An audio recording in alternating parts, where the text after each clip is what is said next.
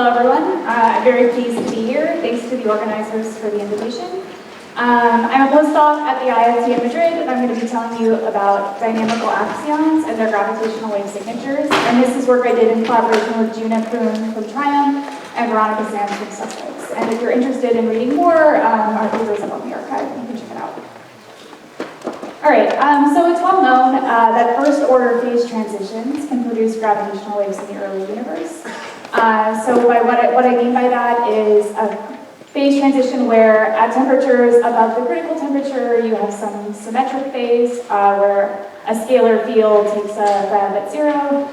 And then the critical temperature is as the temperature cools, the potential starts to look like this.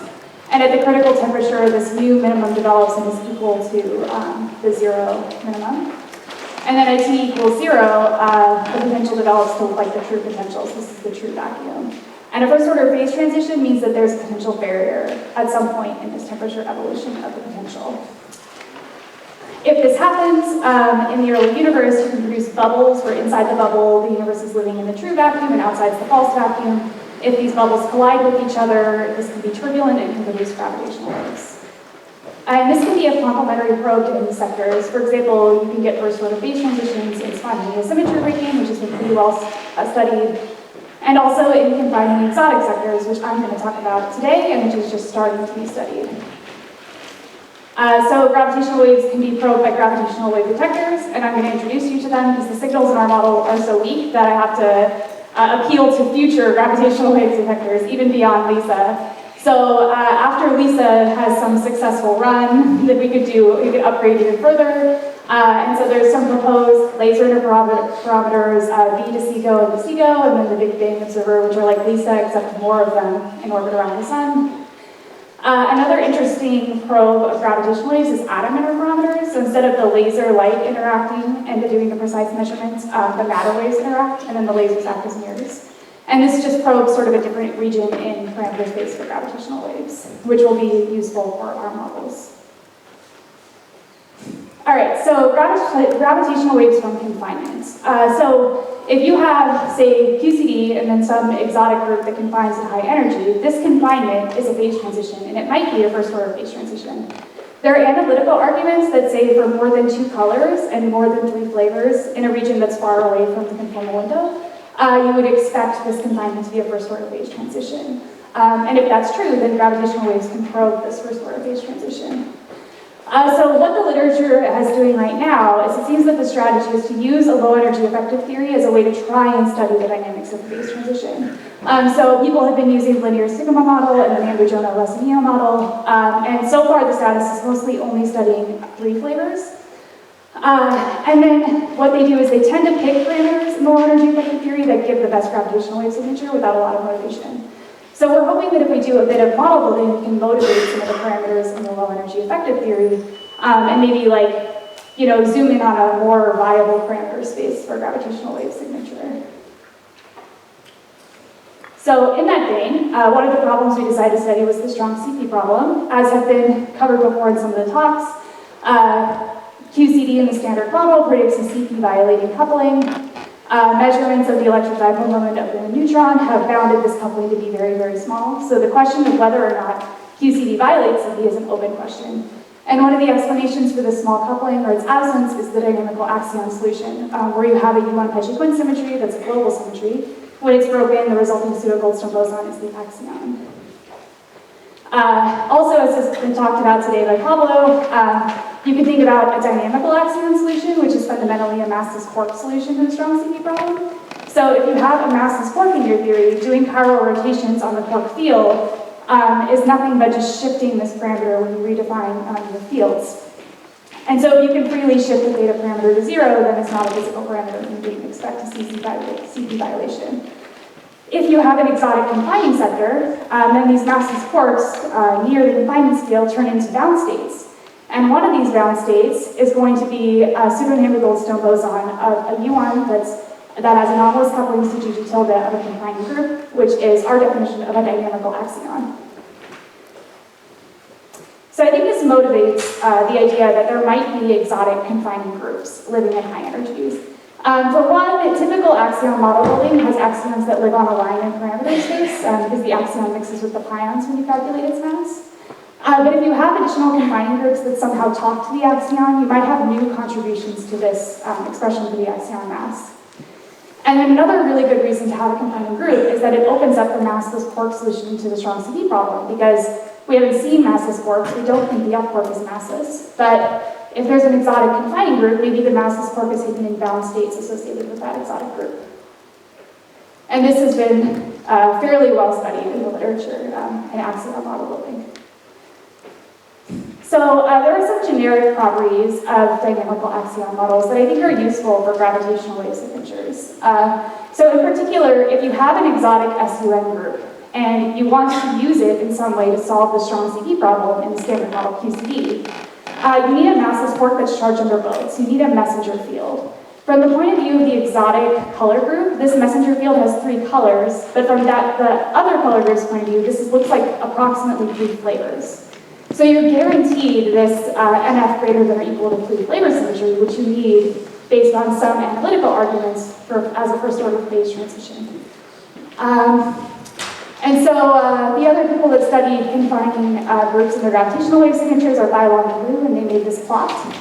So on the x-axis is the number of colors, and the y-axis is the number of flavors. You know that if you add a lot of flavors to the beta function, you end up turning around the running, and you get an IR-free theory. And then in this region is suspected there's a conformal window, so the number of flavors and the number of colors balances. You get an approximate Gibbs point somewhere in here. And then below this region, the number of flavors is less than 2. So this analytical argument from Sarsi and Wilczek doesn't guarantee a first order phase transition, and Lattice has sort of confirmed these results in these red areas. And then in this region, the analytical argument says that you would expect a first order phase transition, and there's some Lattice results that confirm that. And so because I argued that dynamical axions have at least 3 flavors, they live in this region of parameter space. And I'm only going to study dynamical axion models with 3 and 4 flavors, so that's why I limited to 3 and 4, and then any number of colors, so this could go this direction. Another thing about dynamical axion models is that I'll talk about this more, but there's a generic form for the mass terms of some of the pions. So there's some sort of generic signals of these types of models. So let's go into the details a little more. So the simplest case is 3 flavors. So you have some exotic SUN, but in this case it's SU3, and then you have QCD, and you have a massless quark that's charged under both. And this model is actually Houtz model from 2014. And what Houtz does is he uses a Z2 symmetry to completely copy the standard model. And so that means that Z2 symmetry relates the theta parameter here and the theta parameter here, so just a single massless quark can absorb both. And so what you have is he sets it up so that at high energies, the Z2 symmetry is a good symmetry, and then somewhere it breaks, and this SU3 tilde runs faster. And the way he manages to do that is with a bit of tuning. So he has the mirror Higgs have a much higher Higgs VEV than the standard model Higgs, right? And so this makes sense. If the Higgs VEV is really large, then the matter of the mirror world is much more massive, right? So it starts to get integrated out at high scales, and the beta function runs faster. So that's how he accomplishes this higher confinement scale for lambda tilde. All right, so at confinement, what happens? Well, we have chiral symmetry breaking. And again, from the point of view of SU3 tilde, there's 3 light flavors because there's 3 colors of this guy, right? And so there's a U3 chiral symmetry breaking, or U3 chiral symmetry above and then below a vectorial symmetry. And so what we would expect is that we get a large set of bound states that are composed of massless quarks living at the confinement scale, and then possible light pseudo-Goldstone boson states, right? And so these guys are the ones we should worry about because they might be living at light scales, we might see them. So let's look at the pseudo-Goldstone bosons. So again, here's our chiral symmetry breaking pattern. And then we would expect 9 pseudo-Goldstone bosons from a U3 left plus U3 right breaking. And then I put their charges under QCD. So you get 1 octet that's charged as an octet under QCD. So I'm going to call that a pi 8, and then you get 1 singlet, which I'm going to call the eta prime. So all of the pseudo-Goldstone bosons that are charged under QCD are going to interact with the gluons of QCD. And so this is a familiar quadratically divergent diagram. For example, you've probably seen it in Higgs naturalness arguments. Also, like the standard model, pions have this interaction with photons, and it explains their mass splitting. So we would expect that by calculating this diagram, the masses of these guys would be sitting at around the confinement scale times values of the gauge coupling times supertheory factors. And then again, this guy is also quite familiar. It's the eta prime that's analogous to the standard model eta prime. It couples anomalously to GG dual, and so it gets a mass around the confinement scale as well. And it's associated with the fact that the U1 axial symmetry is not spontaneously broken, but it was actually explicitly broken already before the chiral symmetry breaking. So the fact that QCD explicitly breaks SU3V drives these pseudo-Goldstone bosons masses up. The fact that U1A is explicitly broken by the anomaly drives the mass of the eta prime up. And so our dynamical axion here would also be sitting very near the confinement scale. So this is sort of this is like what the low end, or what the mass states of the theory look like around the confinement scale for NF equals 3. The other piece we studied is NF equals 4. So in this case, this is Choi and Kim, which was referenced earlier in Pablo's talk. So here he doesn't apply a mirror world or any symmetry. Choi and Kim just say, okay, we have QCD and we have some exotic confining group, right? And because there's no symmetry that relates them, they have two CP violating parameters. And so you can't use one quark field to absorb both. You actually need two so you can independently rotate them away. You need to do that because this quark connects the two sectors, and so CP violation in one sector could be contaminated into the other via rotations here. So from the point of view of SU and tilde, now there's 4 flavors. 1, 2, 3, 4. And now we don't need any symmetry reason. We can just arrange for this group to combine at a higher scale because they never need to be at the same value. So now the chiral symmetry pattern is, instead of U3, it's left cross U3 right, it's U4 left cross U4 right. And again, we have bound states composed of massless quarks that are living at the confinement scale that we would expect. And then we also have to consider the possibly light pseudo-Neanderthal boson states. So now the chiral symmetry breaking pattern is a little bit more complicated. So there's 16 pseudo-Goldstone bosons associated with this spontaneous symmetry breaking. These are their charges under SU4 cross U1, or under SU4 vectorial. And then I also decompose them into their charges under QCD. So now we have an octet and 2 triplets, and then 2 QCD singlets. One of them living somewhere in this 15 representation, and one of them living in the 1. And so QCD explicitly breaks SU4 vectorial, and so the octet and the triplet states would be naturally driven up near the confinement scale. And now we have these 2 light singlets, and their mass eigenstates, you can think of them as both interacting with GG tilde, or you can write it in another basis and only one does. But at the end of the day, one of them is going to have a mass that's near the confinement scale based on this explicit U1A breaking, and then one of them is going to be light. And the light guy is going to mix, and this is actually just exactly how you get the relationship of a normal typical axion mass, right? The eta prime is living at the confinement scale, and then the axion that also couples to GG tilde is light, and mixes with the pions, and you get this MAFA equals M pi F pi relationship. So you consider the anomaly only gives mass to one eta prime. The other eta is an invisible dynamical axion. So there's also another possibility that's starting to sort of become more popular in the literature, which is visible axion models with NF equals 4. So I'm not going to have a chance to really delve into this, but if you have new, like at scales even higher than lambda tilde, if you have some new effects that alter the RG flow of these gauge groups, you can actually induce new contributions to the axion potential.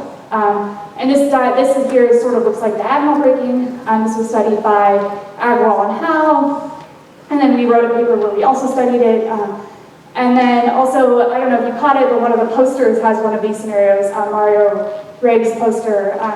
It seems like they'll have a paper out soon where they also study these contributions to the axion mass. And in this situation, you can manage to arrange it so that the instantons associated with the fact that this gauge group becomes large couplings but still perturbative. Here, like still perturbative but strong-ish, this can induce sizable instanton corrections to the axion potential. And so all that matters for us is that we can get some new contribution that lifts the light dynamical axion state up. So it's possible to have very large explicit U1A breaking effects, and we'll either do effective. All right, so now let's talk about the phase transition. So we modeled the phase transition using the linear sigma model. And so our sigma fields are made up of these massless quarks. And then you can parameterize them this way as well in terms of their generators under SU4A plus SU4B. And again, I'll remind you that so now the symmetry that's breaking is chiral symmetry. So when this guy doesn't have a bev, we're living in this phase. As the temperature decreases, you go into the chiral symmetry breaking phase here, and then at some point in the middle you have a barrier, so you get a first order phase transition. So let's talk about the fields that make up this sigma field in the linear sigma model. So the first guy we're going to have is this bar phi, which is the singlet, and this is what we're going to use to study the phase transition. So at high temperatures, this bev is 0. At low temperatures, you get this non-zero bev, and you have chiral symmetry breaking. These guys, the bar phi and these XAs, which are charged under this SU4 vectorial symmetry, are the heavy fields corresponding to the unbroken generators. And so these guys are bound states that you would just expect to be living at the confinement scale, and if you didn't include any explicit symmetry breaking effects in this potential and you just calculated the mass of these fields, you get that they depended on this unparameter. And these are the pseudo-Goldstone boson fields. And so this is the eta prime, and these are the pions, so they're corresponding to the broken generators. And they're going to get explicit symmetry breaking effects from QCD and UNA. So if you used this potential as it is now, and you calculated the masses of these fields, they'd be 0. So this potential doesn't yet display the characteristics that we want. So we need to include the explicit symmetry breaking effects. So the typical way the UNA symmetry breaking effect is included is by a determinative sigma term. So this term is invariant under SUN or SUNF rotations, but not under U1A. And then the QCD charges, you can embed in things that look like this. And so this parameter C and this parameter mu are going to be how we encode the symmetry breaking effects. And we can sort of do a matching. I mean, this is what we do. I'm saying sort of because of how well you think this actually captures the physics, but we do a matching. And so our matching is that we know already from other arguments what the mass of the pions and the eta prime should be in dynamical axion models. And so we're going to use that to sort of give us a parameter space for these parameters that we can go on with. And so then we'll talk about the phase transition. So there's some dynamics from tunneling from this T equals high temperature to T equals 0 vacuum. And so what first happens is that bubbles are nucleated, and all of this so far is spherically symmetric. Then the bubbles start to collide. And then the bubbles really start to collide, and I can't draw it anymore, so I lifted this animation of it from David Weir. And what the dominant contribution to our gravitational wave will be the sound waves associated with the echoes of these collisions traveling through the plasma. And the power spectrum, which is how we'll see our gravitational wave signal, so power versus frequency, which you've seen in the other gravitational wave talks. So the amplitude of the power spectrum is going to depend on alpha, which is a thermal parameter associated with the heat released when the vacuum goes from a higher energy phase to low energy phase. And then it's also going to depend on this beta over h, which parameterizes the speed of the phase transition. And another important thing will be the frequency at the peak of the gravitational wave. So, and this frequency depends on the nucleation temperature and also the speed of the phase transition. And all of these thermal parameters can be calculated from the temperature-dependent version of the linear sigma model that we have. And so here are our results. They're not very optimistic for NF equals 3. So on this graph, we have the beta thermal parameter on the x-axis and the alpha thermal parameter on the y-axis. This is the latent heat, and this is the speed of the phase transition. And then this color scheme parameterizes the mass of the eta prime versus the mass of the var phi field. So blue points are higher mass of eta prime. So these are like models that would have some additional small size instanton effects that lift the lightest axion state up. And the signal seems to prefer these models. And I should also say that we're only considering phase transitions occurring at a confinement scale of 3 TeV, because this is sort of the lower bound from the collider limits on the colored pions. And so you can see Lisa is not even on this plot, it's sitting somewhere over here. And then these future proposed interferometers also can't really probe this region for NF equals 3. For n equals 4, it's slightly more optimistic. So again, we have these thermal parameters, and we sort of see the same trend that for a higher mass of the lightest dynamical axion, you get slower phase transitions with higher latent heat. And then these are also the ones that are preferred for the gravitational wave signal. So we've plotted the gravitational wave signal in terms of power per frequency here, and then we've used a dot to mark the peak power. And you can see that now, in this case, the visible dynamical axion models for NF equals 4 are living in regions that could be probed by future laser interferometers, space-based laser interferometers, and atom interferometers. And the atom interferometer curve is just 1, and it seems like it could be space-based or Earth-based. So this maybe has a potential signal for discovery for gravitational waves, which is kind of nice. And as far as I know, we're the only ones who've done NF equals 4 for sort of phase transitions from confinement, because it's still not very well studied. So in summary, we summarized an estimate of the prospects for gravitational wave signals for dynamical axion models with confinement scale of about 3 TeV. And the nice thing about dynamical axion models is they can sort of motivate the low energy linear signal model parameters because they have some generic features. In particular, we're guaranteed this massless messenger between QCD and SUI tilde, meaning we have the minimum number of flavors for first order phase transition at confinement. And there's also generic parameters in the theory below this, like for example, the exotic pions have the similar form of their masses coming from the explicit symmetry breaking effects of QCD. And then there's also, maybe not generic, but motivated features in terms of the masses of the ground states that correspond to dynamical axions, depending on your model.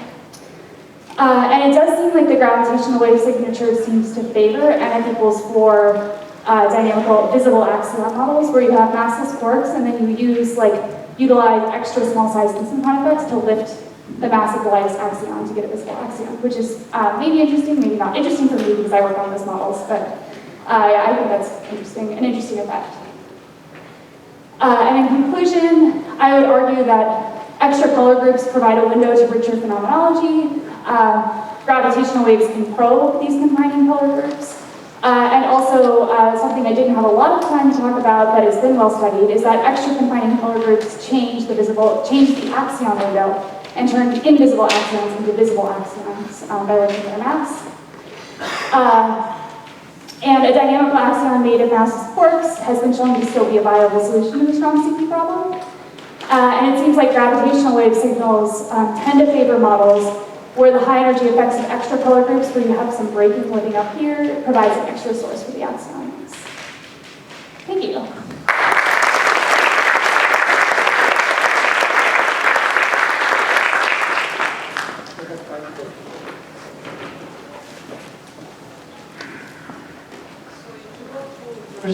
Your 23 slides, 23, to try to understand, or 24, doesn't matter. Okay. The reddish is when the two singlets are the same order of number. So this guy's not a pseudo-Goldstone boson, so he's the singlet that This is the singlet, no? It's a singlet, but not a pseudo-Goldstone boson.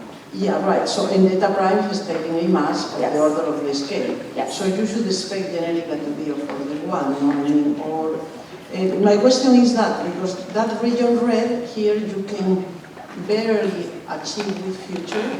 So is this question and also the relation to what you said to mu sigma? What is the impact of mu sigma in the ratio you are showing here? Yes. So up to what point you have to fine-tune something to expect some signal? Yeah, And so, then how generic it is? yes, so let me address your first point.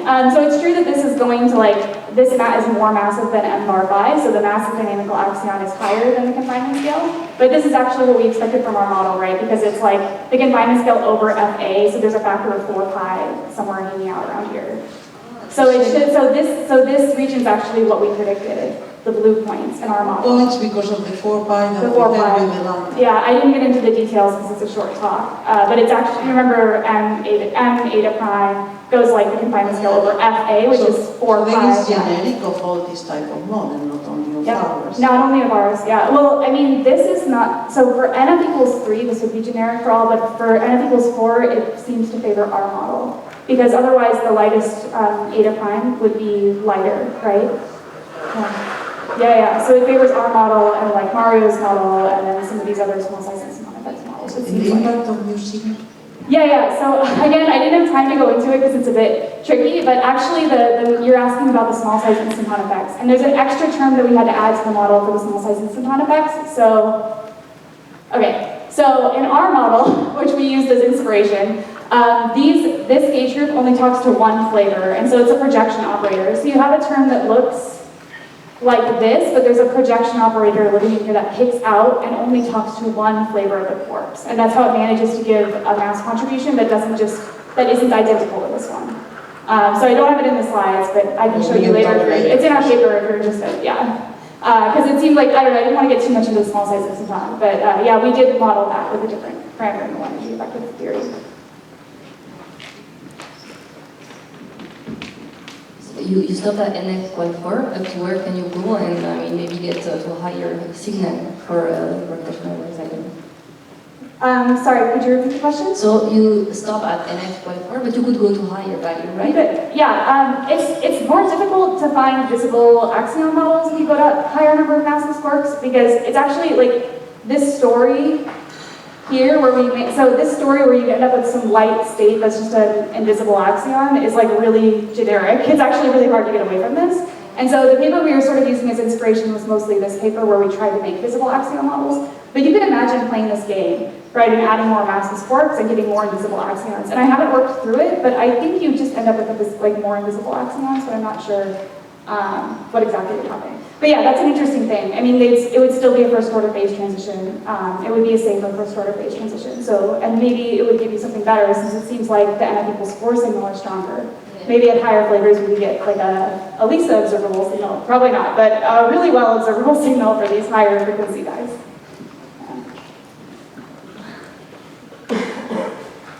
Any additional question? No? So let's thank the speaker. Thank you.